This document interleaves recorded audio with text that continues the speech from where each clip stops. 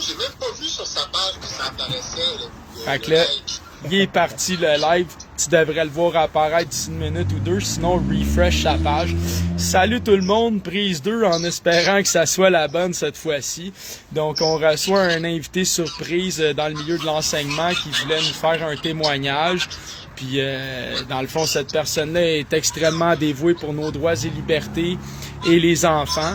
De là, pourquoi je crois que ça l'avait emmené plutôt dans sa vie à choisir d'enseigner l'éthique et les cultures religieuses, parce que après avoir discuté avec lui, je crois qu'il aime ça, les opinions ouvertes, puis de pouvoir débattre de sujets tabous pour augmenter la conscientisation du vivre ensemble et la tolérance. Et là, ben, je crois qu'il m'a déjà demandé à rejoindre. Non, c'est pas le bon. Fait que, hey, Pierrette, t'es en nom. Il y a une Pierrette qui s'est essayée, mon homme. Fait que, en attendant qu'il arrive, ben, on voudrait rappeler que le gouvernement, on le sait, il a annoncé qu'il ne vaccinerait pas les enseignants, ça ne serait pas obligatoire. Donc, grande victoire pour les enseignants. Et j'imagine, espérons-le fortement, que ça n'en finisse par arriver aussi avec les infirmières et les travailleurs de la santé, parce qu'on le sait que techniquement, en santé, il peut y avoir des délestages de services, voire jusqu'à avoir des morts. Ce qui est assez incroyable. Puis là, Patrice est... Ah ouais, Patrice, viens-t'en. Puis là, ils viennent de raccrocher. Puis là, je pense qu'ils viennent de m'inviter. Oui, et voilà. Souhaitons que ça fonctionne. Prise 2. Oh, Yes, sir. bon. Yes. Ça va, Patrice? Oui, ça va, ça va. Des années de plaisir. Bon. OK, je vais me placer comme ça. Voilà. T'accotes ça sur une canne de bine, c'est parfait. C'est fait. C'est la canne de dîne. Ah, ben, content de voir que tu vas bien. T'as un beau sourire, mon Patrice. Je suis content de te voir, Jonathan. Ouais. Yes. Ce matin, c'était vraiment inspirant et je suis content de partager ça avec tout le monde. Ouais. Ben, merci. Merci d'avoir le courage, de montrer ton visage et de deux, de vouloir témoigner des incohérences qu'il y a dans ton métier. Ouais. Donc, premièrement, pourquoi tu te lèves, Patrice? Ben, c'est pour donner le goût à d'autres personnes de se lever. Parce que là, moi, je vois, ça m'inquiète beaucoup qu'est-ce qui se passe présentement. J'ai l'impression que tout ça, pourquoi on s'est défendu depuis des centaines d'années pour amener à choisir plusieurs pays dans le monde, de mettre de l'avant la Charte des droits et libertés de la personne, on dirait que tout ça, c'est en train de s'écrouler. La Charte québécoise, la Charte canadienne, tout ça est en train de s'écrouler au nom d'une urgence sanitaire. Qu'il faut questionner aussi. Est-ce que c'est justifié d'aller jusque-là, là, tout ce qui se passe? Est-ce que vraiment, il y a plus de positif ou du négatif? Il faut peser le pour et le contre. Et moi, j'ai choisi d'être prof d'éthique il y a 30 ans. Je suis prof d'éthique depuis 31 ans. Parce que déjà, quand j'étais jeune, j'étais déjà philosophe et je voulais amener les jeunes à contribuer à un monde meilleur, okay? À réfléchir sur ce qui se passe sur la planète et surtout d'amener à avoir une vision un peu plus d'ouverture et de tolérance à la différence. Surtout qu'on vit dans une province où est-ce qu'il y a beaucoup de pluralisme religieux, de plusieurs philosophies, etc. Et puis on est sorti du monde où est-ce qu'on avait juste un dogme catholique qu'on devait obéir, etc. Et moi, j'ai passé aussi 6 mois en Inde, j'ai voyagé beaucoup, autant en Afrique et tout ça. J'ai vu qu'il y a des peuples dans le monde qui ont beaucoup à nous apporter. Il n'y a pas juste le chauvinisme québécois qu'on veut nous imposer avec le GO, qui veulent enlever le cours d'éthique et culture religieuse pour prôner les valeurs québécoises, etc. Mais il y a d'autres valeurs aussi qui peuvent nous enrichir. Okay? On doit vivre dans un monde plus uni. Mais là, avec la politique de Legault, moi, ce que j'observe, c'est qu'on est de plus en plus dans un monde où est-ce qu'on est de plus en plus divisé. OK? Mais moi, je crois à l'amour et non pas à la division, à la peur, etc., qu'engendre effectivement cette pandémie qui est questionnable, en fait. OK? Parce que je ne vois pas d'hécatombe autour de moi, là, OK? En tout cas, on pourrait s'en reparler aussi des chiffres, là. Je ne suis pas là pour discuter du bien fondé des décisions du gouvernement ou pas. Je suis plus là pour questionner, effectivement, ma position en tant que prof d'éthique. Où est-ce qu'on est supposé d'amener un débat et et questionner, dans le fond, la base de notre démocratie, qui est justement la liberté d'expression qui est bafouée présentement. Et j'en suis la preuve vivante. J'en suis la preuve vivante parce que, effectivement, qu'est-ce qui est arrivé au début de l'année? Parce que moi, le 9 septembre, on m'a demandé de prendre la porte de l'école. J'ai été confiné plutôt assigné à domicile. Et on m'a dit que je devais rester chez moi, pas contacter les profs, pas m'approcher de l'école, pas m'approcher de mes élèves, comme si j'étais un criminel. Simplement pourquoi? Parce que j'ai voulu faire un débat avec mes élèves sur qu'est-ce qui se passe présentement. OK? Les questionner sur les décisions du gouvernement. OK? Les questionner sur les politiques même de l'école. Mais là, on m'a mis à la porte simplement. J'attendais la réponse que j'ai eue, en fait, mardi passé, sur le pourquoi ils m'ont mis à la porte, parce que c'était même pas dit nulle part, nulle part, nulle part. OK? Là, c'est que je suis accusé de complotisme. Qu'est-ce que c'est le complotisme? Qu'est-ce que j'ai fait de si mal que ça? Parce que moi, en tant que prof d'éthique, je dois avoir une position neutre. Je dois peser le pour et le contre sur tout ce qui se passe dans l'humanité. Et ce que j'ai inventé avec mes élèves, c'était la liberté d'expression. La liberté d'expression et aussi, surtout, l'évolution de la place de la religion à l'école. Parce qu'avant, c'était l'enseignement confessionnel de la religion. Il fallait amener les élèves à être des bons croyants, catholiques, etc. Et là, ce que j'ai amené comme débat, c'est est-ce que présentement, c'est une nouvelle religion? Ce que veut nous imposer M. Legault, la religion du vaccin, tout le monde doit se faire vacciner absolument pour protéger. Traitement miracle. Oui, c'est ça. C'est comme le message de TVA qui va nous sauver ou Legault qui est notre sauveur. Il faut l'écouter. Il sait comment on doit se comporter. Est-ce qu'il y a vraiment la solution idéale? Il y a peut-être des élèves qui ont choisi le vaccin, mais je respecte leur choix. Mais il faut respecter le choix de ceux qui ne veulent pas se faire vacciner. OK? Aussi. Parce que c'est supposé être un choix libre et éclairé. On m'a donné le mandat aussi d'enseigner depuis plusieurs années la sexualité aux jeunes aussi, sur la notion de consentement. C'est vraiment vital, parler de consentement. Pas accepter des relations sexuelles avec tout le monde si tu ne le sens pas pour que ce soit. Pas vivre de coercition pour vivre ta sexualité tout jeune ou quoi que ce soit si tu ne te sens pas prêt. Même si ton chum fait de la pression, si tu n'es pas prêt, il faut qu'il respecte ton choix. Mais en même temps, ou ta blonde ou quoi que ce soit, mais en même temps, pour le vaccin, c'est la même chose aussi. Se faire entrer quelque chose dans son corps, etc. Il y a des élèves qui ne se sentent pas confortables avec ça. Ils n'ont même pas la possibilité à l'école d'en parler de leur réconfort. Il faut qu'ils acceptent le vaccin pour le bien de tous, pour que tout le monde enlève son masque, pour reprendre une vie normale. Oui. Puis si tu me permets aussi, ils t'empêchent de parler de leur droit d'inviolabilité. C'est ça aussi, parce que leur corps est inviolable. Tu sais, tu dis un peu dans tes mots, mais c'est important de le dire aux élèves qu'ils sont inviolables. Exactement.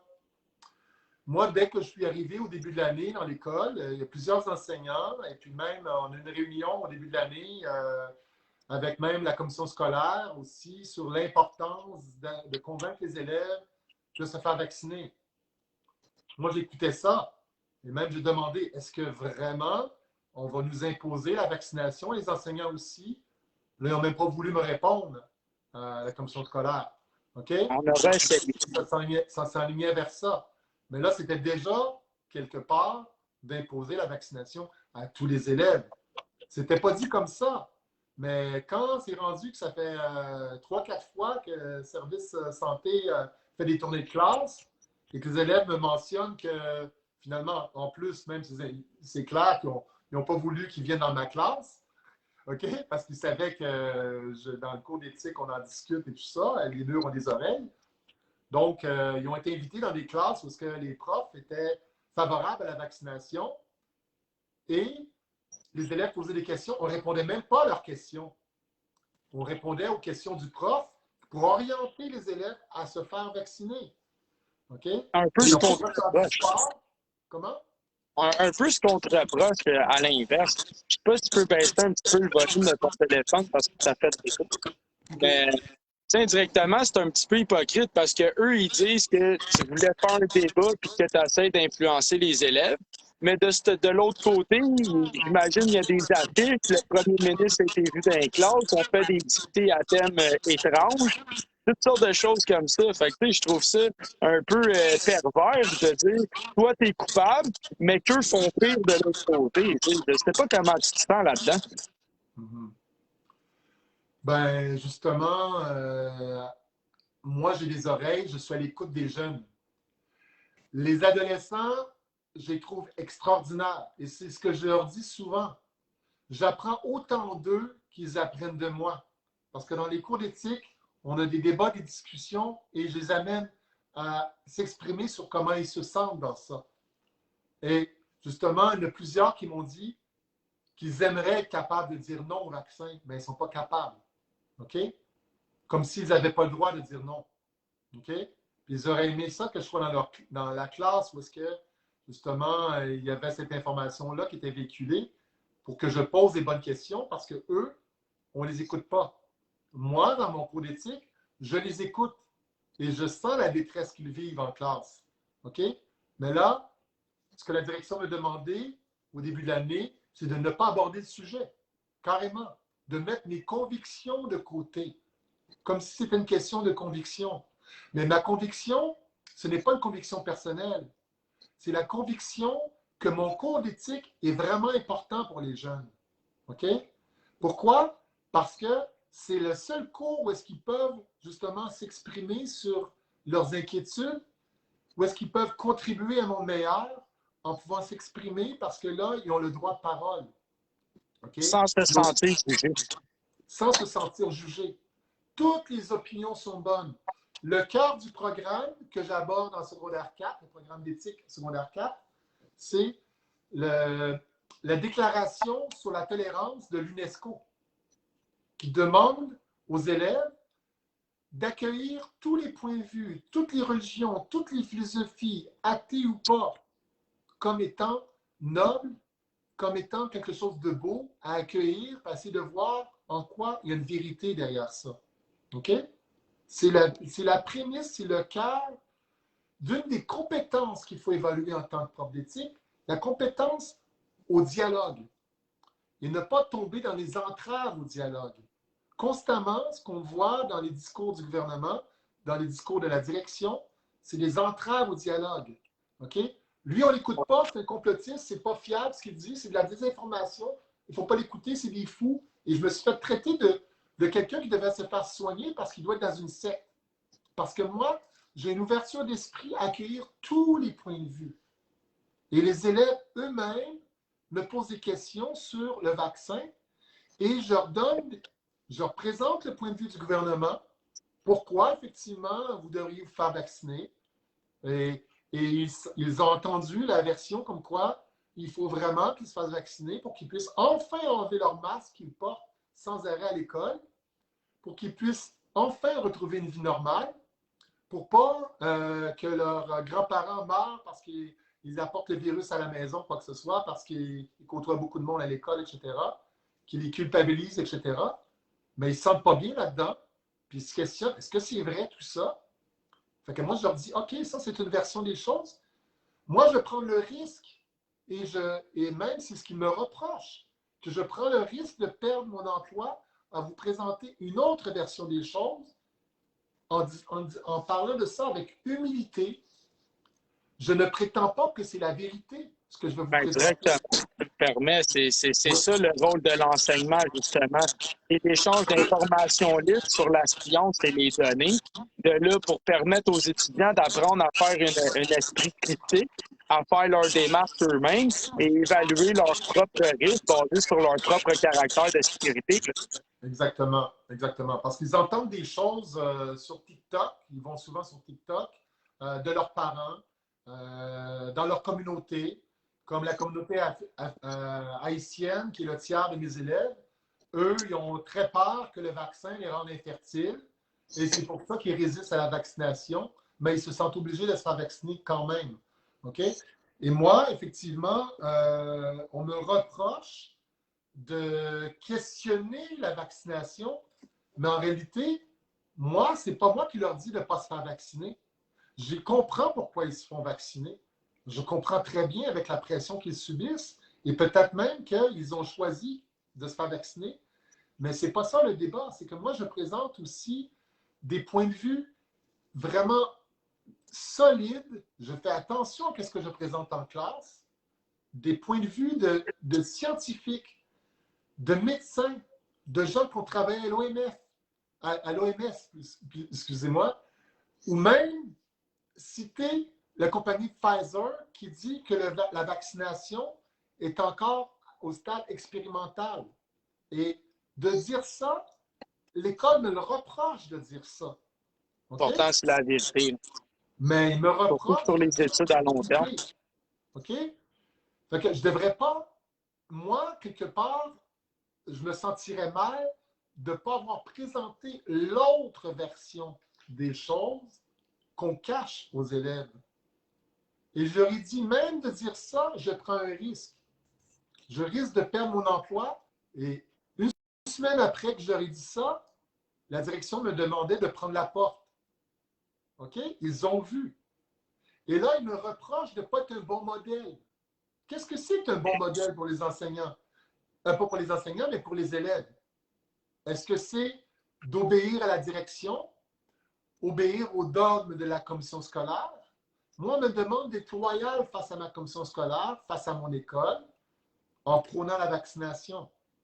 Mais moi, je suis loyal à mon programme d'éthique qui me demande de peser le pour et le contre de n'importe quelle situation, que ce soit que l'avortement, que ce soit, je ne sais pas moi, la sexualité précoce ou je ne sais pas moi, même la peine de mort, quoi que ce soit, mais en restant toujours neutre. Comme quand je présente, par exemple, le christianisme ou l'hindouisme ou quoi que ce soit, je ne me présente pas comme étant quelqu'un qui est croyant. Je ne me présente pas comme quelqu'un qui croit en Jésus ou qui croit à l'hindouisme ou au bouddhisme ou à l'islam, quoi que ce soit. Je reste neutre et je vois ce que de beau et noble dans n'importe quelle croyance. Et même dans les croyances de ceux qu'on appelle les complotistes. OK? Mais le terme complotiste est rendu tellement péjoratif et là, on me met à la porte parce qu'on m'accuse de complotiste. OK? C'est comme une entrave au dialogue. Je ne suis pas solvable parce que je présente des points de vue complotistes, mais tout en me disant aux élèves que ce n'est pas nécessairement ce que j'endosse, mais je vous présente différents points de vue. Et ici, on est une communauté de recherche. Ça sera à vous de décider qu'est-ce qui est mieux pour vous. OK? Vous êtes libre de faire vos choix. Et moi, je ne juge pas les élèves qui se font vacciner ou les gens qui refusent de se faire vacciner.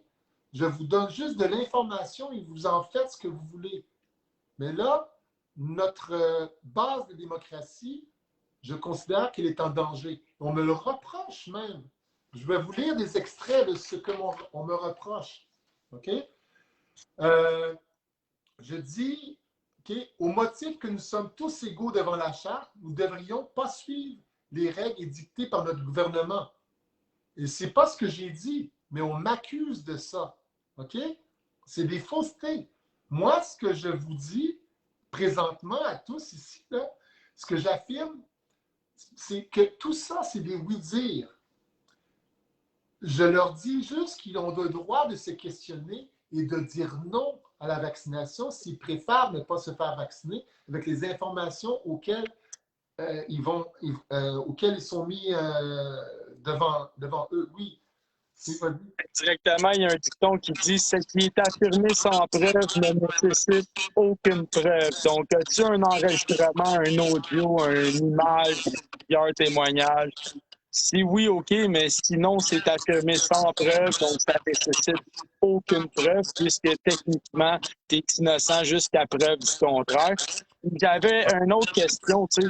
C'est quoi, dans le fond, le but de donner une autonomie au rôle de l'enseignant dans son enseignement si on censure tous les aspects de débat qui fait partie de ta mission en tant que professeur d'éthique et de culture religieuse?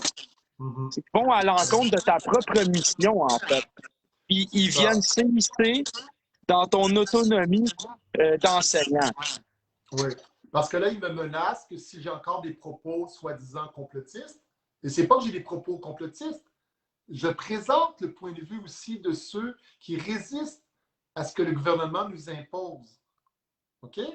Une vraie information neutre. Tu as toujours les deux côtés et ils n'aiment pas ça. Exactement. OK? Donc, c'est problématique ici parce que la base de notre démocratie, c'est qu'il puisse avoir des débats à la Chambre des communes comme en classe aussi. Si on ne peut pas débattre du sujet et questionner les décisions du gouvernement, c'est comme si on prenait M. Legault comme Dieu le Père, que la solution à tout le temps, c'est questionnable. Et si, effectivement, un des codes éthiques de la commission scolaire, c'est l'ouverture d'esprit. Là, il n'y en a pas d'ouverture d'esprit du tout. Ils contreviennent à leur propre code éthique. Ça ne va pas, là. Ouais. Et en plus, quand j'ai eu une rencontre, j'ai été convoqué le 5 octobre, la Journée internationale des enseignants, à un interrogatoire en règle de 2h20. Il me posait des questions. Et moi, j'ai dit que j'ai l'humilité de me dire que j'ai pu me tromper dans ma façon d'enseigner. Je ne suis pas un être parfait. OK? En toute humilité, j'ai pu faire des erreurs, mais que je voudrais établir un dialogue pour voir de quelle façon on peut aborder ce qui se passe présentement dans l'actualité, parce que c'est mon mandat, c'est ma mission, c'est mon... J'aime pas beaucoup le terme mission, C'est ton rôle. Mais c'est mon rôle en tant qu'enseignant de questionner tout ce qui se passe dans l'actualité pour que les élèves puissent être des citoyens éclairés sur ce qui se passe, pour amener un monde meilleur. OK? Un monde meilleur, c'est que chacun puisse exprimer son point de vue, qu'on puisse grandir tous ensemble. Autant le point de vue des gens de n'importe quelle religion, n'importe quelle philosophie, n'importe quelle culture. Et moi, je suis dans un cours d'éthique et culture religieuse, mais culture en général aussi. On devrait intégrer tout ça pour vivre dans un monde uni, pas divisé. OK? Tous les points de vue devraient être accueillis pour mieux vivre ensemble. Sinon, il y a des gens qui vont se sentir rejetés, pas acceptés. Et moi, depuis que j'ai pris ma place, depuis que je suis un peu médiatisé, je reçois même des menaces de mort. OK? C'est normal. Mon point de vue ne peut pas être accueilli. Et moi, j'enseigne aux élèves, OK, à être des modèles d'accueil, de dialogue, de ne pas tomber dans les préjugés. OK? Et là, on tombe dans les préjugés face à tous ceux qui pensent autrement que le gouvernement. Ils m'accusent de ne pas être un bon modèle pour les jeunes. Qu'est-ce que c'est le modèle qu'on veut pour les jeunes? Des gens qui sont dociles et obéissants à un employeur, comme ils me demandent de l'être face à la commission scolaire, ou des gens qui peuvent faire une réflexion sur ce qui se passe et dire non aux choses qu'ils trouvent insensées. OK? C'est ça un citoyen modèle. Un citoyen qui est capable de dire non parfois à des choses qui sont insensées. Je ne prétends pas avoir la vérité. On est une communauté de recherche. J'arrête pas de le dire. Vous avez autant le droit de vous exprimer que moi. J'accueille l'opinion de tous les jeunes et ça manque dans notre éducation. J'ai encore un jeune qui s'est exprimé hier sur ma page Facebook quand j'ai publié la lettre de l'école ici. Et sur ma page Facebook, Patrice Trudeau, vous pouvez aller voir. Il y a un jeune qui s'est exprimé en disant qu'effectivement, c'est le seul cours où est-ce qu'il trouvait intéressant dans tous ses cours parce qu'il y avait sa place, il était accueilli. Et aussi parce que moi, je l'ai amené à ne plus juger les gens qui avaient des croyances religieuses. Okay? Ne plus juger les gens qui pensent autrement. Essayer de voir ce qu'il y a de beau et de noble dans le point de vue des autres. Et je suis celui qui l'a amené à voir l'importance de la Charte des droits et des libertés de la personne. Okay? De voir qu'on a des droits et on a des responsabilités et que la liberté d'expression, elle est importante dans notre monde et que les jeunes aussi devraient être consultés, mais on ne les écoute pas, les jeunes. Et dans le cours d'éthique, il y a la possibilité de s'exprimer. Ils ont la possibilité d'exprimer aussi leur malaise face à des choses qui se passent dans l'école. Moi, j'accueille, j'ai 2 oreilles. J'essaie de parler le moins possible pour laisser la place aux jeunes pour qu'ils puissent s'exprimer. Et ça manque dans notre société. Ça manque terriblement. OK? Je ne sais pas si tu veux t'exprimer, je te vois Ben, moi, réagir à ça. j'aurais deux autres petites questions. Oui. Premièrement, d'où ça devient la connaissance de la charte et l'envie de la défendre et de l'enseigner comme ça? Je trouve tellement la Charte universelle des droits de l'homme un cadeau pour l'humanité parce qu'on s'est dit, après la Deuxième Guerre mondiale, plus jamais on veut que ça se répète qu'est-ce qui est arrivé aux Juifs à la Deuxième Guerre mondiale. OK? Et moi, dans le passé, j'ai parlé de ce qui s'est passé au Rwanda. J'ai parlé de plein de situations qui sont passées dans le monde, comme quoi que on a affirmé qu'on ne veut plus que ça se répète, et ça se répète encore, et on laisse ça aller. Et Ouais. au nom de la charte, on devrait, justement, les casques bleus, effectivement, interviennent dans plein de pays du monde pour pas que ça se répète des situations où il y a des génocides. OK? Et le Québec n'est pas à l'abri de ça. Le Québec n'est pas à Personne ne l'abri de ça. Il y en a des dérapages de notre société où est-ce qu'il y a du racisme que mes propres jeunes subissent, OK? En tant que beaucoup de communautés noires. OK? Et on nie l'existence du racisme systémique dans notre société. On nie qu'il y a des problèmes de jugement, par exemple, des musulmans, qui sont une grosse communauté dans mon école, que depuis, justement, quand je parle de liberté d'expression, on voit effectivement qu'il y a eu un dérapage avec le World Trade Center, qu'on a commencé à permettre de surveiller tout le monde en cas qu'il y ait des gens qui soient des terroristes. Mais est-ce que les conspirationnistes sont des terroristes? On pourrait même questionner ça. On est peut-être même ciblé les gens qui... Je ne veux pas m'inclure comme être un complotiste parce que je n'accepte pas cette étiquette-là. Je ne l'accepte pas. Et là, on me fait perdre mon salaire 3 jours parce qu'on m'accuse de complotiste. Juste parce que j'ai présenté comme étant un point de vue qui devrait être accepté comme noble et recevable aussi, parce qu'il y a des scientifiques derrière ça, il y a des médecins, il y a des gens qui ont fait des recherches approfondies sur leur point de vue, et ça devrait être recevable, comme il y a des gens qui ont effectivement compris que peut-être la vaccination, c'est une bonne chose aussi. Il y a des médecins, il y a des scientifiques qui défendent ce point de vue-là aussi. Mais quand même, quand on regarde sur le site de Pfizer qui dit que c'est expérimental le vaccin, et que là, on impose le vaccin, moi, ça m'inquiète. OK? Moi, ce qui m'inquiète, c'est que déjà là, on n'a pas les études à long terme, mais on sait qu'à moyen terme, après 1 an déjà, on voit l'immunité diminuer avec le temps.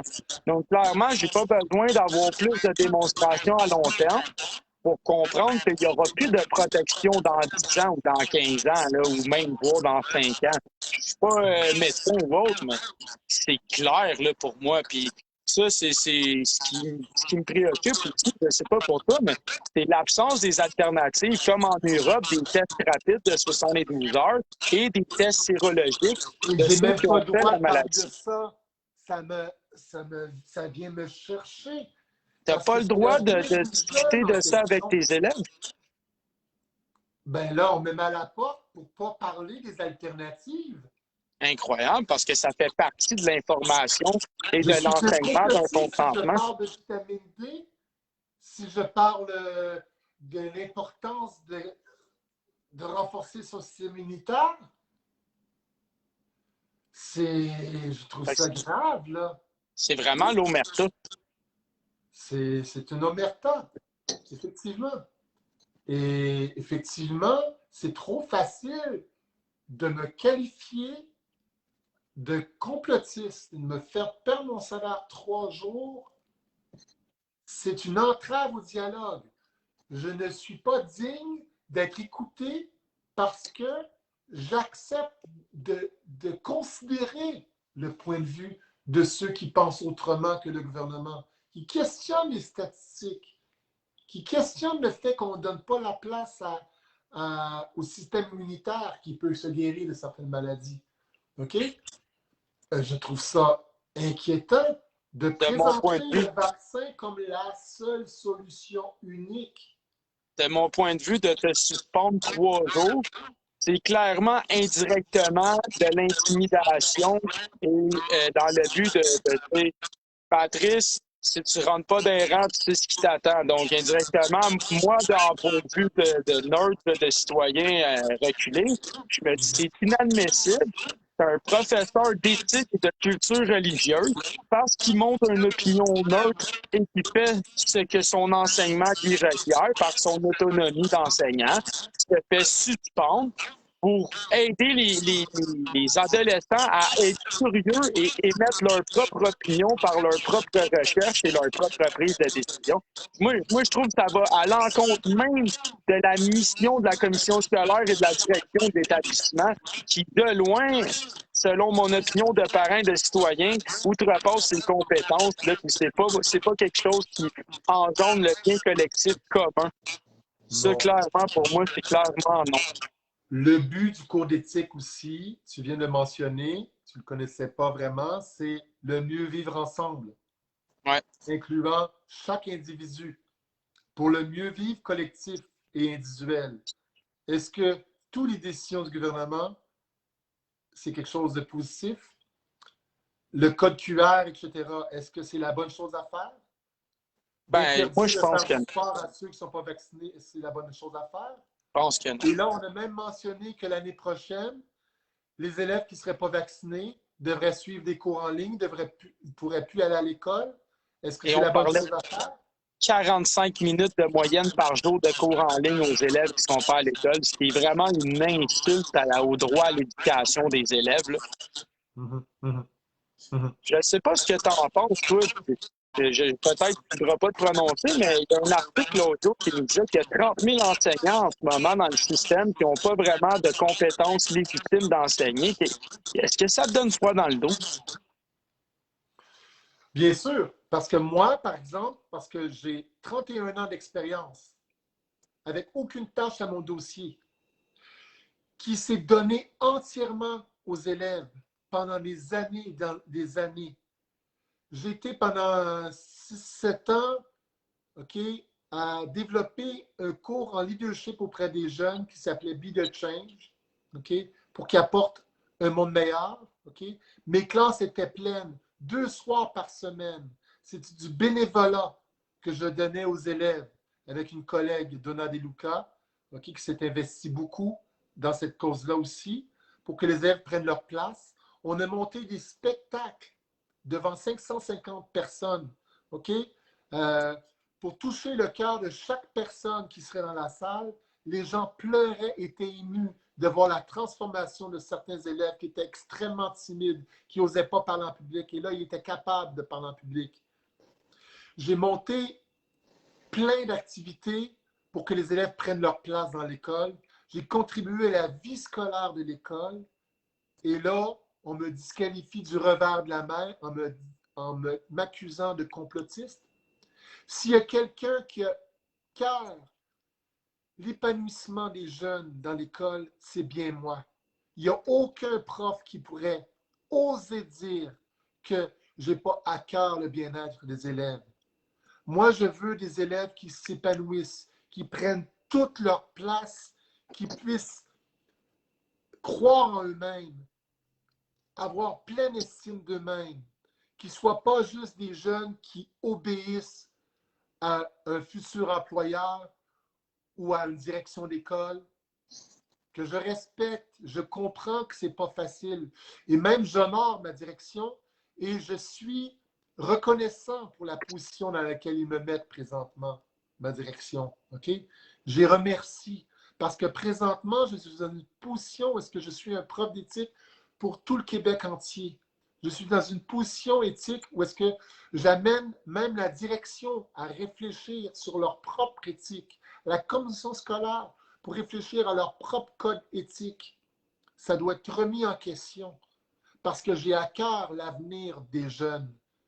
Et si les jeunes n'ont plus la place pour s'exprimer, si les jeunes n'ont plus la place pour justement croire en eux-mêmes, qu'ils doivent absolument obéir à des directives et qu'on ne puisse pas les écouter aussi quand Et on leur donner de sélectionne un l'information. vaccin. On ne leur donne même pas le droit de parole. On ne les écoute même pas. Ils me disent qu'ils auraient aimé ça que je sois là quand on leur parlait de l'importance du vaccin. Ils auraient aimé ça que je sois là pour que je parle en leur nom parce qu'ils les écoutent pas. C'est pas important, un jeune. Et moi, je leur dis constamment que j'ai beaucoup d'humilité parce que j'ai appris tellement des jeunes. Je vous le dis, les jeunes sont extraordinaires, sont merveilleux, sont une lumière pour le monde qu'on veut éteindre. Et je vous dis ça et je suis ému de leur beauté. Je suis sorti du bureau de la direction après qu'ils m'ont remis cette lettre-là. Les élèves, dans le stationnement de l'école, ils m'ont dit, monsieur, on a écrit à la direction pour dire à la direction qu'ils devraient me réaccepter parce que je suis un très bon prof, important pour eux. Ils ont besoin de profs comme moi. Et là, ils m'accusent de ne pas être un bon modèle. Je me lève et je prends tous les risques pour eux. Leur montrer qu'on peut se lever devant une direction qui leur impose un point de vue, qui leur impose de se faire vacciner. Je respecte les élèves qui se faire vacciner et je comprends que tu n'es pas loyal. Oui, je ne suis pas C'est loyal. incroyable, tu sais. Ils t'accusent de ne pas être loyal envers eux, mais tu n'as pas à être loyal envers eux parce que toi, tu es dévoué pour les élèves.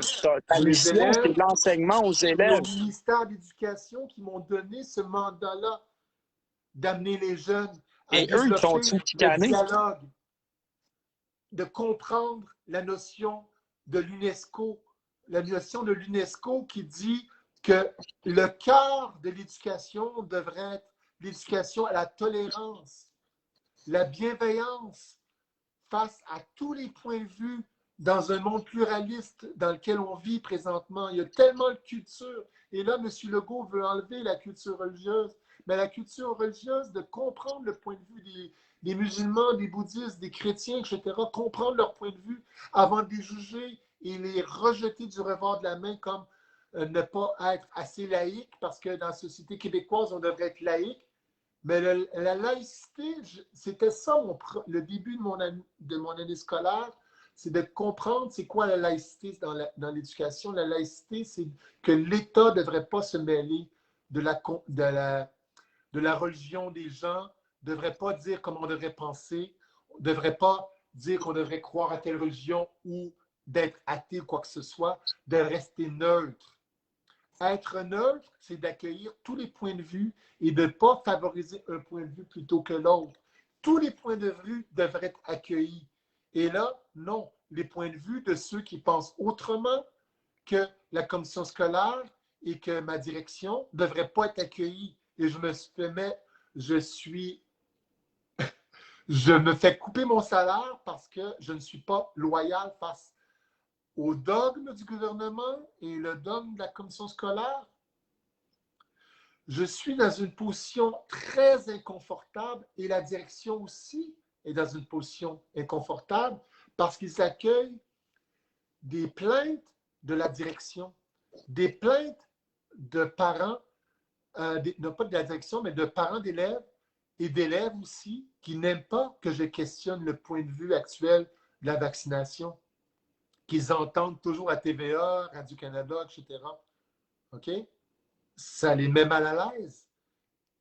Et là, au lieu d'accepter ma demande que j'ai faite à la direction, de me défendre dans ma position qui doit rester neutre, OK? Et que je dois présenter tous les points de vue, de comprendre l'importance de la notion de tolérance, la direction me met à la porte pour accepter justement la demande de certains parents d'élèves, OK, de ne pas accepter que je présente ces points de vue-là.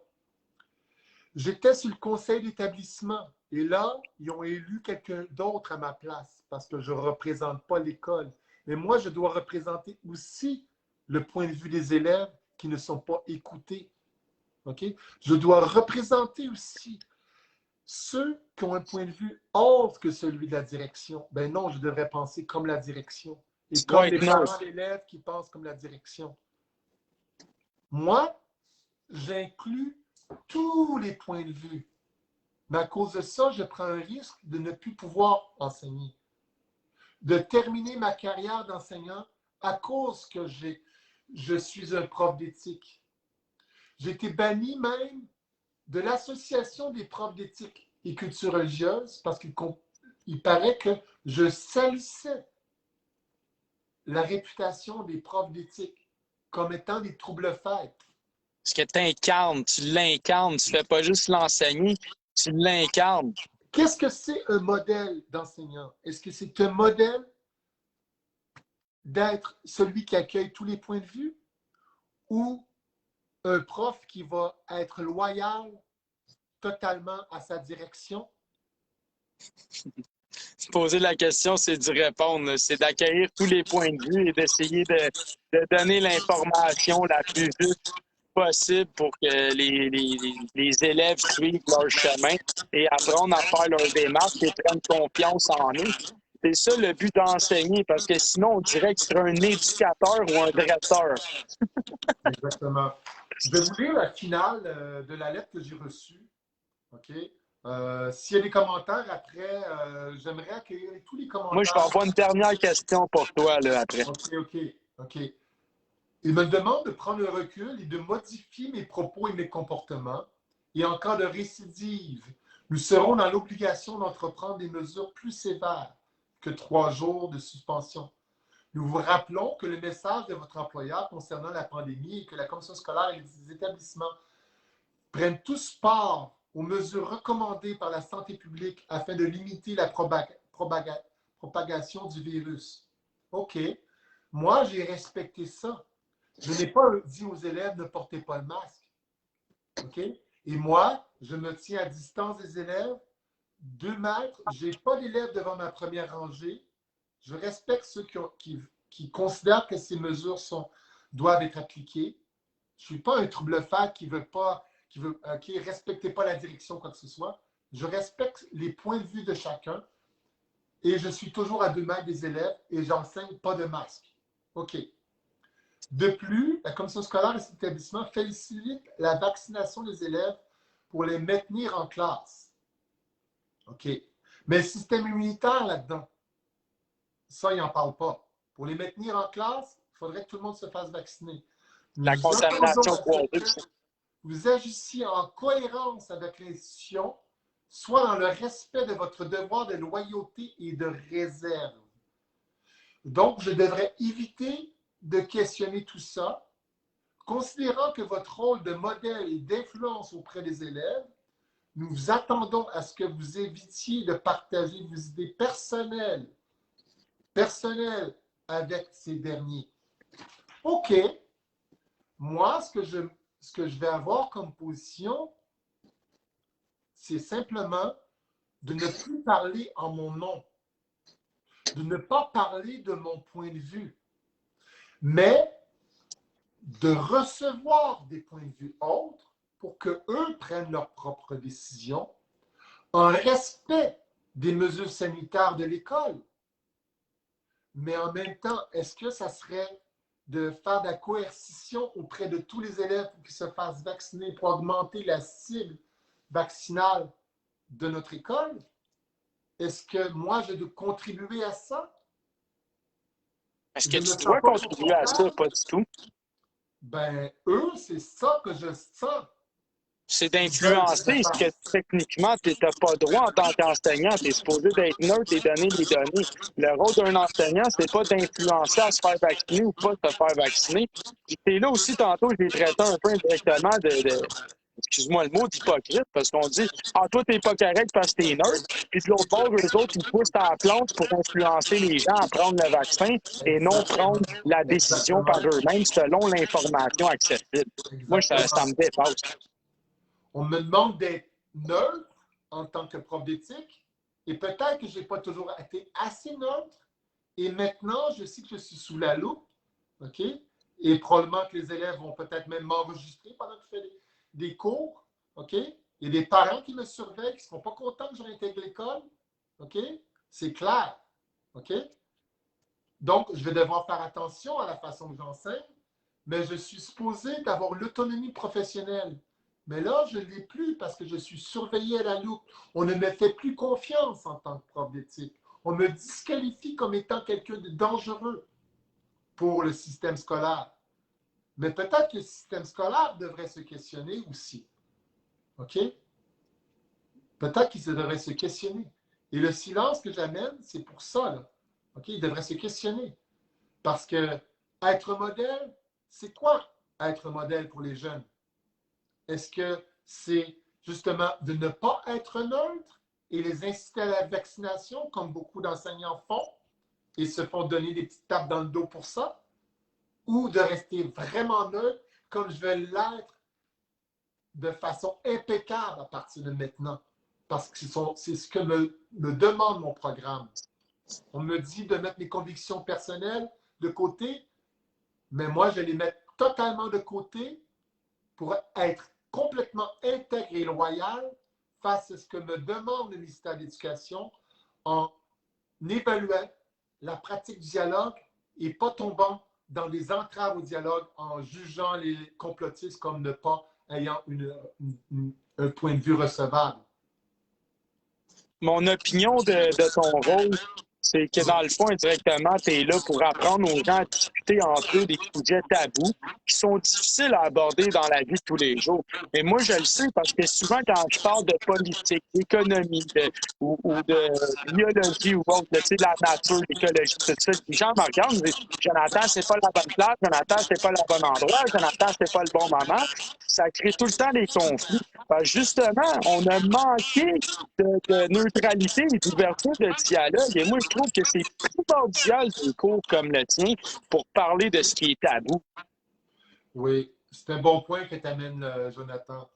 Parce que si des jeunes n'ont pas le droit de s'exprimer, ou si des gens qui ne sont pas des médecins n'ont pas le droit de s'exprimer et que leur point de vue n'est pas recevable, si quelqu'un n'est pas enseignant, si quelqu'un n'a pas tel titre, c'est comme si, dans le fond, la démocratie n'existe pas parce que des gens qui ont le droit de s'exprimer, qu'on va considérer, et d'autres qu'on va renier du revers de la main à cause qu'ils ont une histoire ou que parce qu'ils n'ont pas un diplôme ou quoi que ce soit.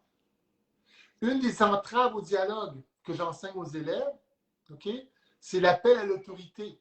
Parce que quelqu'un a un titre, on peut l'écouter, et quelqu'un qui n'a pas de titre, on ne peut pas l'écouter. Pourquoi? On n'est pas tous égaux, comme la Charte le mentionne, et que tout le monde n'a pas le droit de s'exprimer. Ou si moi, je fais une erreur dans ma carrière d'enseignant, je sois disqualifié tout de suite. Je suis un humain qui peut faire les erreurs. Et j'ai l'humilité de me dire que je peux discuter avec ma direction, je veux dialoguer avec ma direction, mais quand j'ai eu mon interrogatoire de 2h20, j'ai dit, j'aimerais discuter avec vous pour qu'on puisse voir comment on peut aborder certains sujets. Mais là, ils m'ont dit qu'on n'est pas là pour ça, on est là pour faire notre enquête. Faire notre enquête pour voir si vous êtes un complotiste. Et là, on m'accuse de complotiste. Donc, on disqualifie ce que j'ai à transmettre comme information aux élèves. Et moi, je me mets en retrait. Je présente d'autres points de vue que mon point de vue. Et je fais confiance aux élèves pour qu'ils puissent faire le bon choix. OK? Ouais. Je n'écrase pas les élèves en disant qu'ils doivent obéir. Je trouve noble ce que les élèves ont à apporter. Ils sont incroyablement informés. Ils ont accès à Internet. Ils ont accès à de l'information qu'ils n'ont même pas le droit de partager dans d'autres classes parce que c'est le prof qu'il faut écouter en avant. C'est surprenant ce que les jeunes ont partagé, les informations auxquelles ils ont accès, particulièrement avec TikTok. Moi, je suis sur TikTok présentement, OK? Et ce que j'entends sur TikTok, wow, c'est incroyable comment ça remet beaucoup de choses en question. Il faudrait écouter juste TVA, Radio-Canada ou quoi que ce soit, selon ce que j'écoute comme point de vue de beaucoup d'enseignants. Mais moi, je veux ouvrir le débat à d'autres points de vue aussi. Et je ne suis pas un bon modèle à cause que je ne prends pas juste le point de vue de TVA et Radio-Canada ou de ma direction ou de la CSDM. Il y a quelque chose qui est questionnable sur c'est quoi un vrai modèle d'enseignant. Un vrai modèle, en tout cas, je pense que ça remettrait en doute les enfants avec des masques, surtout quand on pense à la contamination croisée.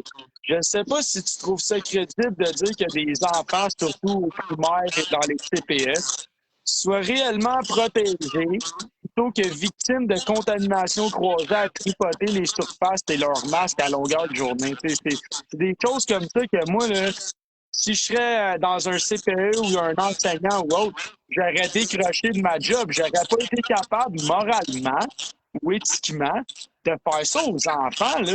Ça n'a aucune logique. Je ne sais pas si tu es d'accord exactement. Je vais me prononcer là-dessus. OK?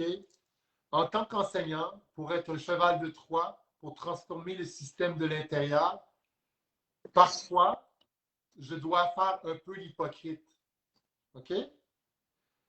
Je dois carrément ne pas juger les élèves ou les profs ou quoi que ce soit qui veulent porter le masque. Je ne questionne pas trop le masque pour ne pas les remettre en question. OK? Trop. OK?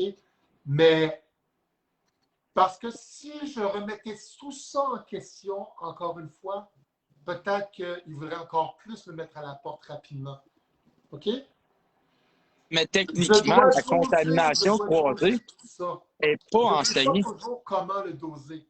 Mais sauf que je me refuse de faire comme certains enseignants font dans l'école présentement, de faire laver tous les bureaux de la classe si un élève descend le masque en dessous de son nez. OK? Moi, je me refuse de faire la police comme ça. OK? Si un élève veut baisser son masque, je ne dis rien. OK? Je ne peux pas aller jusque-là. OK? Et moi, je ne le porte pas en classe, mais si je circule dans les rangées, je vais le porter. Par respect de la part que certains élèves ont et certains parents ont, justement, des gens qui ne portent pas de masque. Okay? Mais trouves-tu que ça serait quelque chose qui devrait être discuté, justement, la contamination croisée, puis d'être expliqué aux gens? Parce que là, indirectement, si moi je travaille dans un restaurant, il faut que je mette les gants, puis il ne faut pas que je touche à rien d'autre que la surface de travail, parce que tout ce que je touche ailleurs contamine mes gants. Donc, c'est comme dans la vie, là, les gens, ils touchent à leurs crayons, ils touchent à leur écrit, ils touchent à leurs amis, ils touchent le masque. Écoute, là, ça prend pas la tête à Einstein. Je comprends pas comment ça, que dans une société démocratique, autant les médecins, les infirmières, les enseignants, n'importe quelle personne morale est incapable d'avoir le droit de se prononcer sur une évidence, puisqu'il n'y en a pas de données scientifiques là-dessus. Fait que, merci, Patrice, je te pousserai pas à répondre. Oui, effectivement. Mais l'année passée, j'ai été convoqué 2 fois par la direction parce que j'ai dit aux élèves que le masque, c'est pas efficace pour se protéger, etc. Là, je retire mes paroles. Je ne veux pas complètement créer le bordel dans l'école. OK? Je fais juste ne plus trop en parler. OK? Je m'attaque à d'autres problématiques, c'est-à-dire la charte et mon rôle d'enseignant, mon rôle de modèle. Et je respecte certaines limites que je me donne pour être capable de continuer dans le système. OK? Fait que c'est pas toujours évident. Je marche sur des œufs constamment. Oui. Moi, j'avais une dernière question, dans le fond, par rapport à... Est-ce que tu trouves qu'aujourd'hui, autant les élèves que les professeurs, que toute la société est en train de faire de la discrimination systémique et indirecte envers les gens qui disent non et que la pression s'accentue et brime du même coup leur droit à l'égalité? Est-ce que tu as peur et est-ce que tu remarques ces choses-là dans la société? Écoute, moi, j'ai à cœur la santé mentale des jeunes aussi. OK? Il y a des jeunes qui sont désespérés présentement. J'ai rencontré des jeunes à Québec. OK? C'est très délicat de parler de ça parce que je ne peux pas nommer l'école. Je ne peux pas dire que c'est moi qui ai interviewé les jeunes. OK? J'ai donné la parole à des jeunes pour qu'ils s'interviewent entre eux, pour pas qu'ils soient sur la sellette, pour pas qu'ils soient associés à ma position politique. OK? Parce que c'est politisé là, ce que je fais là, présentement. Ouais. OK? Parce que ça leur mettrait beaucoup de pression. Mais il y a des jeunes qui sont exprimés sur la détresse qu'ils vivent. Et mes propres jeunes se sont exprimés là-dessus. OK? Il y a une augmentation de taux de suicide chez les jeunes présentement. On n'en parle pas. OK? Il y a des jeunes qui sentent la coercition pour se faire vacciner. Il y a des jeunes qui disent qu'ils portent le masque parce qu'on leur a dit que s'ils se font pas vacciner, ils vont devoir porter le masque plus longtemps. Ils sont écœurés du masque. Le masque est un outil de pression aussi pour qu'enfin, ils n'aient plus besoin de le porter, ce masque qui les écœure, sont écœurés, sont plus capables. OK? Mais là, sont obligés. C'est pareil Et pour tout. beaucoup croient qu'effectivement, s'ils se font vacciner, si le pourcentage d'élèves se font vacciner, ils vont enfin enlever ce masque-là. Et des élèves qui refusent de se faire vacciner se font pointer du doigt par d'autres élèves. Ils se font intimider par d'autres élèves parce qu'à cause de toi, on porte encore ce masque-là. Le masque est un outil de pression auprès des jeunes à la vaccination aussi. OK? Ouais, je suis bien d'accord. C'est venu me chercher quand j'ai entendu des élèves qui croient ça.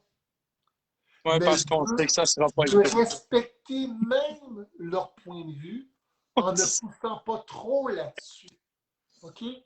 Mais ça vient me chercher pareil. Ça vient me chercher pareil. J'en ai parlé quand même aussi. Mais je sais qu'il y a des parents derrière eux aussi. Je sais que mon discours, peut-être qu'il a créé de la bisbille même dans leur propre famille. Ouais. Que créer des discussions délicates dans leur propre famille.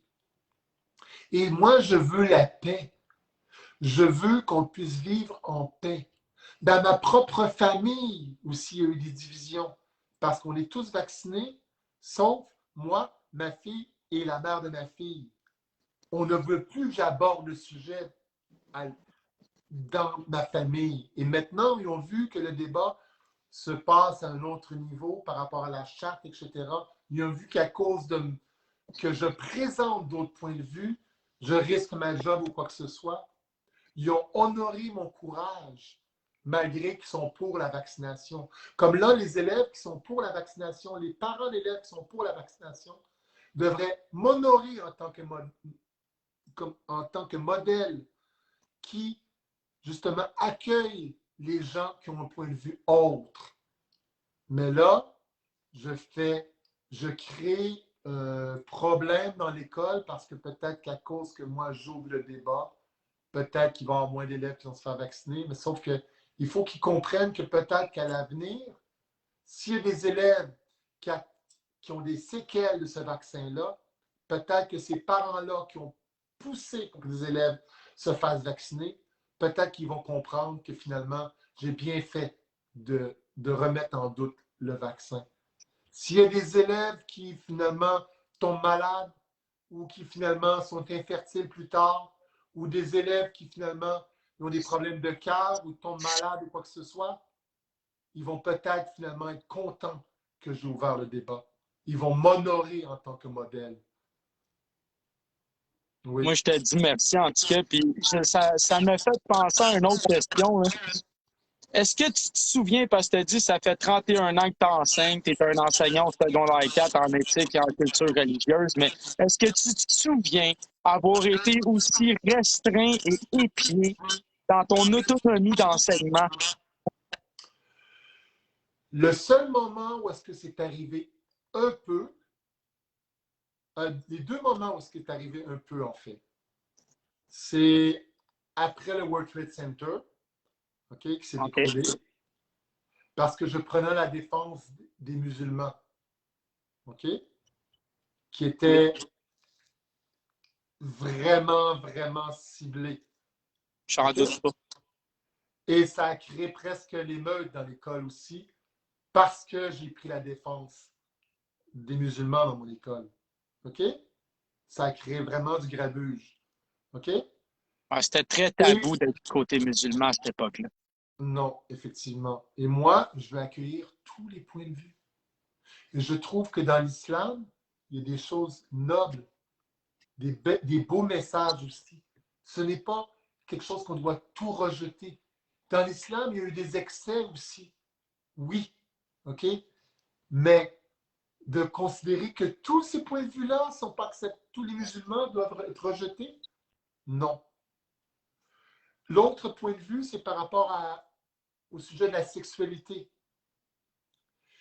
Il y a des sujets à aborder en classe qui peuvent faire revivre des plaies à certains Et élèves qui ont été abusés des sexuellement. traumatismes qui Des remontent. traumatismes aussi.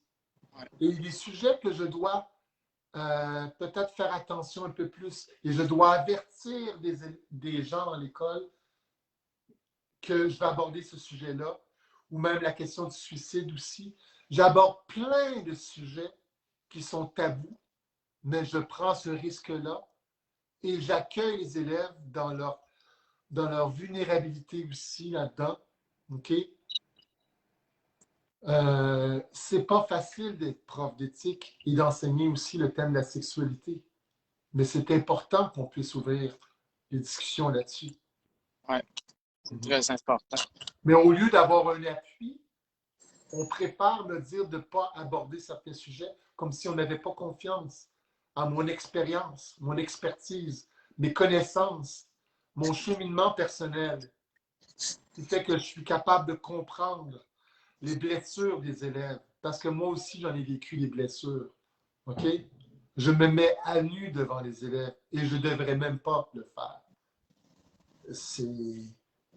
Il y a beaucoup de choses qu'il faut questionner face au système d'éducation. J'ai un cœur grand comme le monde. OK? Et j'aime mes élèves incroyablement. Et même ma direction me le dit quand je les ai rencontrés, accompagnés par ma fille. Elle me dit, Monsieur Trudeau, on ne doute pas de vos capacités, votre expertise en tant qu'enseignant. On sait que vous aimez les jeunes parce qu'ils savent comment je me suis impliqué pour les jeunes, comment je me suis donné corps et âme. Et il y a 2 ans, j'ai même reçu sur scène, okay, devant 550 élèves, un diplôme que les élèves m'ont accordé comme étant le meilleur enseignant de l'école. OK? Parce que je me donne entièrement aux jeunes. Et là, on veut m'exclure du système d'éducation. Et je ne suis pas un modèle pour les jeunes. Et eux m'ont honoré il y a 2 ans sur la scène parce que je me suis donné à tous les pauses, le midi et même jusqu'à 11 heures le soir. J'écoute des élèves qui sont en détresse. OK? Je me donne corps et âme le midi et le soir pour eux. Je me donne entièrement. Et c'est moi qui n'ai pas un modèle pour les jeunes. C'est très questionnant de douter que je suis un modèle pour les jeunes. Mais je reste humble. Mais je suis prêt à dialoguer avec ma direction pour voir peut-être les balises que je devrais respecter. Mais même mon syndicat a dit après mon interrogatoire de 2h20, que peut-être eux devraient se questionner sur leur manque éthique de ne pas m'avoir préparé, ne pas avoir mis des balises claires sur comment je devrais aborder certains sujets épineux qui seraient à aborder en classe. OK? Peut-être eux manquent à leur éthique personnelle. Et peut-être eux auraient dû aussi peut-être me faire confiance et peut-être me laisser parler aux profs qui me contestaient, okay, pour comprendre dans quelle optique je le présentais, tout ça.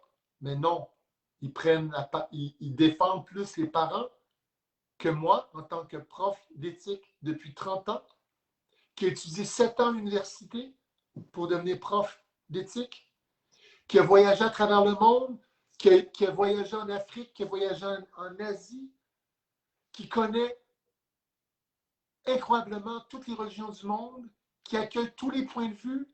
Et c'est moi qu'on doute d'être un bon modèle et on préfère donner la parole à des parents plutôt qu'essayer de me faire confiance que c'était correct que j'aborde ces sujets-là. Moi, je pense que techniquement, il aurait dû avoir une discussion avec le personnel, vous encadrer dès le début, avant même la rentrée scolaire, et vous donner des guides très clairs de comment procéder, parce que techniquement, c'est le rôle de la direction des syndicats et du patronat ou du ministère de vous donner les programmes et ce que vous pouvez ou non faire. Donc, moi aussi, je considère qu'ils ont manqué. Ouais, mais écoute, mon syndicat, la première chose qu'ils énoncent, OK, c'est incroyable, l'Alliance des professeurs, ils encouragent vivement la vaccination de tous. Mais ça, c'est parce que indirectement, vous êtes des personnes morales et les lois vous restreignent à suivre la narrative gouvernementale. Mais tu n'embarqueras pas dans cette discussion-là ce soir avec toi. Puis je ne peux pas trop te faire parler de ça non plus pour pas que tu te compromettes avec un lien émotionnel. Là, j'aurais une dernière question, dans le fond, qui vient avec ton mot de la fin. Fait que, as-tu peur de la mort et en même temps un mot de la fin positif pour les gens? Oui, on m'accuse aussi, tu l'as lu, hein, que Ouais. je vais le lire aussi, le pourquoi que je me suis fait couper 3 jours de salaire, parce que vous êtes prêts à mourir en homme libre. On m'accuse d'être prêt à mourir en homme libre. C'est une grosse accusation, ça. Et de ne pas avoir peur de la mort. Je devrais avoir peur de la mort, peur de mourir du COVID ou peur de me faire descendre parce que j'ai une opinion différente, parce qu'il y a beaucoup de leaders sur cette planète qui se sont fait descendre pour leurs idées, pour faire avancer la cause de la liberté. Nelson Mandela, Gandhi, Lennon, on pourra en nommer un paquet, OK, parce qu'ils pensent autrement, qu'ils se font descendre. Et moi-même, j'ai reçu des menaces de mort. Je ne sais pas si Jonathan t'en a reçu aussi. OK? Mais écoutez, penser autrement, là, c'est risqué et je prends ces risques-là. Parce que je n'ai pas peur de la mort. Comment on peut faire évoluer une société si on a peur des menaces comme ça? OK? Est-ce qu'on va complètement dire que Nelson Mandela n'était pas un modèle, que Gandhi n'était pas un modèle, que Martin Luther King n'était pas un modèle? Ils ont risqué leur vie pour faire évoluer justement la liberté de tous. OK? Est-ce qu'un modèle devrait avoir peur de la mort? Je ne veux même pas répondre à la question, OK? Mais effectivement, de me reprocher de ne pas avoir peur de la mort, c'est de me reprocher d'être potentiellement un leader inspirant pour les jeunes de demain, Ouais. qui sont à l'avenir de demain. OK? L'avenir de notre humanité dépend de ces jeunes-là. Et là, on veut comme éteindre. On veut que j'aie peur de la mort pour pas que je prenne ma place. Pour pas que tu vives. Pour pas que je sois vibrant. Ouais. Pour que j'aie peur du COVID ou que j'aie peur de perdre ma job ou que j'ai peur de mourir plus vite ou que j'ai peur de recevoir une balle dans la tête. Et je trouve que finalement, c'est pour ça que je questionne tout ce qu'on me reproche. Et j'aimerais vraiment qu'au point de départ, on ait un dialogue sur chacun des points, des choses qu'il me reproche. Ouais. Je suis comme le cheval de Troie dans le système d'éducation et j'ai beaucoup de compassion pour ma direction qui doit être complètement mal à l'aise Sans de ma repère. question. Je vais vous témoigner, sans nommer personne, une direction d'école que j'ai rencontrée à Québec, qui, elle est très inconfortable de devoir exiger le port du masque, devoir exiger, de mettre de la pression pour la vaccination des élèves parce qu'elle n'y croit pas, mais parce qu'elle reçoit de la pression de certains parents d'élèves, de certains enseignants aussi, elle n'a pas le choix de faire semblant qu'elle est pour le masque, de faire semblant qu'elle est pour la vaccination. OK? C'est des chiens. Parce que elle aussi, elle est comme un cheval de Troie. OK? Elle pourrait perdre sa job. OK? C'est grave, là. C'est grave, là. Ouais. Et c'est cette direction d'école-là qui m'a permis de rencontrer les jeunes de son école qui sont inconfortables. OK? Et sans nommer l'école, OK? Ils ont réussi à être interviewés à visage découvert. Ils ont vraiment beaucoup de courage, ces jeunes-là. OK? Beaucoup de courage, ces jeunes-là. Pour mes élèves, de s'affirmer comme ça, c'est pas facile. OK? Et moi, je veux qu'on ait ce courage-là. Et d'avoir peur de la mort, d'avoir peur d'être intimidé, c'est normal. C'est normal. Je n'exige pas à tous les jeunes, à tous les profs, d'avoir le courage que j'ai. OK? Il n'y a pas beaucoup d'enseignants qui ont ce courage que j'ai. C'est comme si je suis prête à me faire trancher la tête pour le bien de ces jeunes-là, pour l'avenir de mes jeunes. OK? Et je n'ai pas peur de la mort parce qu'en n'ayant pas peur de la mort, je suis un leader plus puissant pour faire avancer l'humanité. J'ai été quelqu'un qui a développé le leadership des jeunes pendant 6-7 ans. Et là, finalement, on n'a pas voulu reconnaître mon temps que j'accordais parce que je finissais début juin. OK? Ma tâche d'enseignant pour reconnaissance du temps accordé pour développer le leadership des jeunes. On m'a dit, ma dernière direction me disait, Monsieur Trudeau, on ne vous en demande pas de temps. Vous n'êtes pas obligé de faire tout ça. On ne veut plus vous accorder de temps pour tout ce temps que vous accordez pour les jeunes. Dans le fond, ils ne voulaient plus que je sois un leader pour eux. Un leader positif qui crée d'autres leaders. Et là, un fléau. Je dois être un modèle pour les jeunes en ayant peur de la mort. Un modèle pour les jeunes qui est loyal face à son employeur. Je veux ma loyauté envers mon employeur, c'est que je suis prêt à écouter les balises que je devrais respecter. OK? D'accord. Je suis prêt à dialoguer avec eux, mais ils n'en veulent pas de dialogue. Ils veulent que je sois juste obéissant. Mais moi, je veux aussi les questionner face à leur propre code d'éthique. Je ne veux pas me répéter, mais ils ne veulent pas aller là non plus. La corruption, je considère qu'elle est partout. Et autant nos politiciens, autant dans le domaine de la santé, dans le domaine de l'éducation, c'est partout. Mais en tant qu'éducateur, j'ai mon devoir d'éduquer tout le personnel scolaire, même ma direction, même ma commission scolaire et tous les enseignants du Québec sur leur rôle en tant que modèle que je questionne maintenant. Bravo à toi, Patrice. Moi, je peux juste te dire un gros merci pour ton témoignage puis d'exposer ce qui se passe dans le milieu de l'enseignement puis qu'il y a encore des professeurs dévoués aux élèves plus qu'à leur paye, leurs avantages sociaux et d'obéir aux ordres malsains.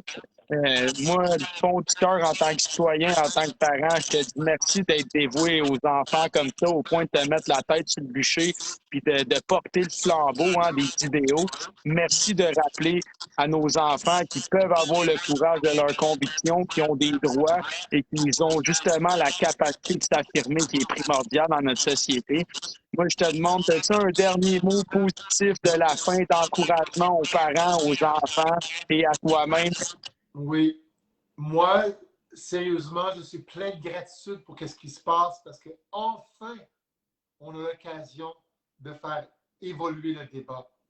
Et si je plonge dans mon cœur présentement, OK, symboliquement, énergétiquement, à tous les points, je sens tous les élèves, les jeunes du primaire, du secondaire, je les englobe dans mon cœur, je les porte dans mon cœur et je suis prêt à tout pour que leur avenir soit meilleur.